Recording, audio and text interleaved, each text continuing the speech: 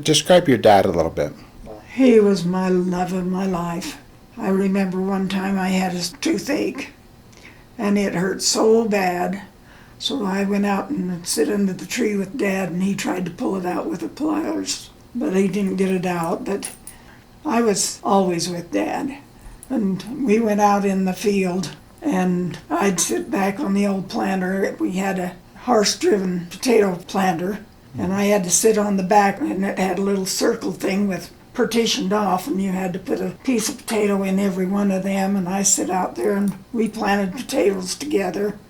We went out in the hayfield, and I went with Dad and helped him bring in the hay, and I went out to the lavas, and him and I got wood for the stove. I was with Dad a lot, really a lot. Anybody who knows my dad knows he's not the most perfect person upon the face of the earth. But in his own way, he's the greatest person upon the face of the earth. He may say a few swear words, and he may lose his temper. You'll never find a more loving and more understanding person than Dad. And so he has given me a sense that even though I may cuss sometimes, or that I'm not perfect in a lot of ways, there's still hope for me. They always tried to provide the best they could for us. They always felt like the family come first. If the family couldn't go with them, why, they didn't go anywhere. Very seldom would they even go to town without taking the children with them. And that's been one trademark, that the family was always first with them, and that they never did anything without the family. What is one word that best describes Myron and why? What is the best word that describes Lucy and why? On those, that is almost impossible. The best word I can think of would be Mom and Dad. Those words encompass sacrifice, love, sympathy, anything that you want can be found in Mom and Dad. Life hasn't always been easy for us. I remember as a kid, we were living out on a ball place. Dad rented another acreage up by the canal. I think it was by Olson's lived there. And I can remember picking potatoes in the snow, trying to save the harvest. I would stand by the muffler on the tractor to keep warm, and the kids and Mom and Dad were all out there picking those potatoes, trying to save them for the harvest. Things weren't always easy, but we always had what we needed to eat. We always had what we needed for clothing. So I can't describe one best word. The only thing I could say would be Mom and Dad.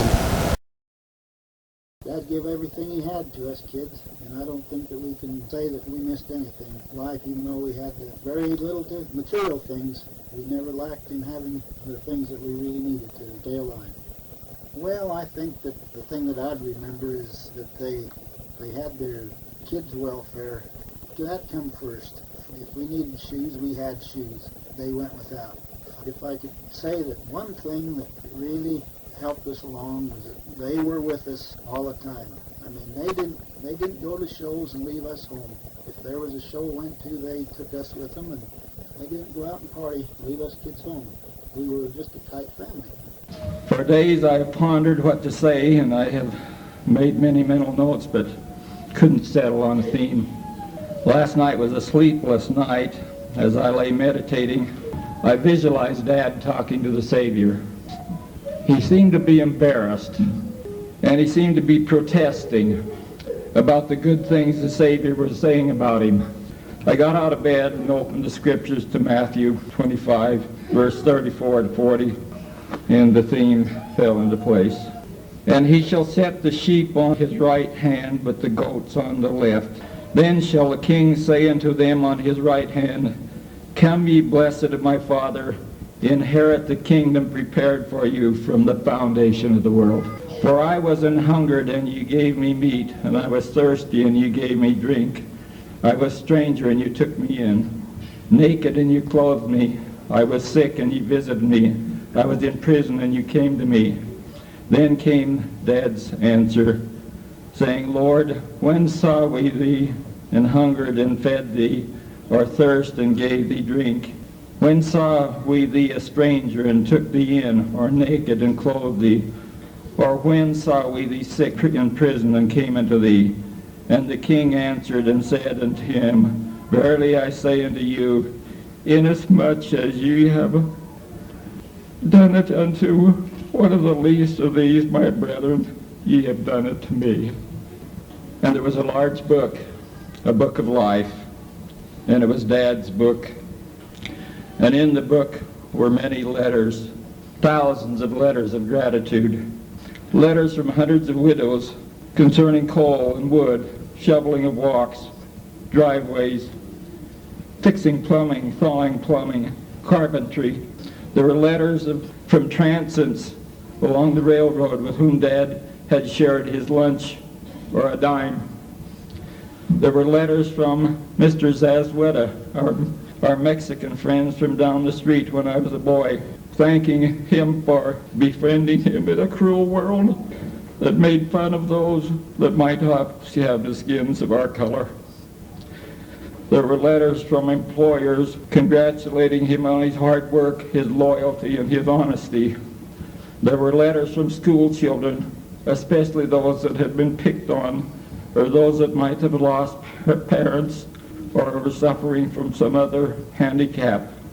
Letters from teachers and administrators. There's a letter from Mr. Meeks, and I discussed that with Mr. Meeks last night. He said one day I was sitting in my office, and he said the secretary of the school came in, and he said I was sitting at the desk blubbering and bawling. And she thought I'd lost one of my children or my wife. But I said, Myron and Lucy are going to retire. There were letters from his brothers and sisters. There were letters from his wife. Gratitude for his devotion, his love, his fidelity, and for treating her like a queen for all those years. There were letters from Gerald and Keith and Ruth and Norman and Larry and John, thanking him for working himself to death at times during the Depression. Sometimes 14, 16 hours a day, $30 a month. There were letters from the wives and husbands of his children. And I received one from Spain. We need to read that. Arlene and her husband are on mission in Spain. But she says, Dear Grandpa, I know your desire for many years had been to go and be with Grandma. What a blessing to again join your loved ones. They will welcome you with open arms, and finally at last, that great peace that comes from knowing our Savior's will be yours. There were letters from hundreds of grandchildren heaping praise upon him, as you've heard here. And there were letters from his dogs and his cows and his horses. Believe it or not, I didn't know they wrote until I read the scriptures. In my work, traveling around the world, I have rubbed shoulders with generals and college presidents, governors, authors, and ambassadors, and none of them held a candle to my dad. He's always been my hero, and I've never been able to live up to what he has done in this life, and never will. Don't expect to, but I'm going to try. We've heard about his unconditional love, his patience, his charity, his service, no guile, his honesty, integrity, hard work, optimism, cheerfulness, fun, love of life, love of wife, love of children, and love for everyone. We'll all miss him, but I am proud to have been his son for 75 years, and I'm thankful to him for putting up with me. I share a sacred thing with you from our family. After Mother died, Dad was destitute, depressed, because he was afraid he was going to have to go live with his children. That would depress anyone. One night, Mother appeared to him. She was sitting on the foot of the bed. And she said, Dad, things are tough right now, but they'll be all right as soon as Tammy gets there. And that's Tammy Primavera, who we adopted in Ohio many years ago. And sure enough, within a matter of short time, Tammy called us and wanted to know if Dad might let her live with him for a little while she got things in order. And we told Dad, and he said, oh my gosh, yes, an answer to a prayer. So she came and stayed with him a month, and the months turned into 10 years. And it allowed Dad to, one of the most important things to him in his whole life, and that was to remain independent up to the last in his own home. Thank you, Tammy. We'll be forever indebted to you. We always had fun up there. We'd go up there and make camp. I'd take about a day to haul all the stuff up there, maybe more than that to use. And I'd get up there and set up camp. We'd have a great big gas stove. We'd take from a butane tank and put up a shade over the top where we cooked our meals and stuff like that. We reserved all the camp places around there we could get a hold of for camp places, and we really had a ball.